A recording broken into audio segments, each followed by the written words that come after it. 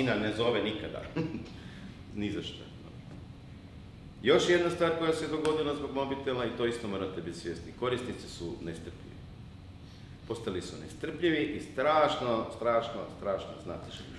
On prolazi gradom, vidi nekog konjanika, odmah ga zanima sve i o tom konju i konjaniku i spomeniku i krene googlat, tražiti i sad klikne sajt treba, mrš nazad, ajmo sljedeći, klikne, ovaj se otvori, wow, to je to.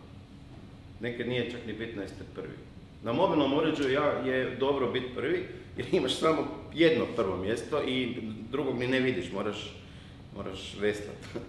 Ali i to je prvi, džabeti ako se dugo čitao. Problem dobre kampanje nije AdWords, vjerujte mi. U 90% slučajeva je sajt problem zbog toga što AdWords nema rezultata. Samo šta je, vlasnik sajta obično reagira ovako.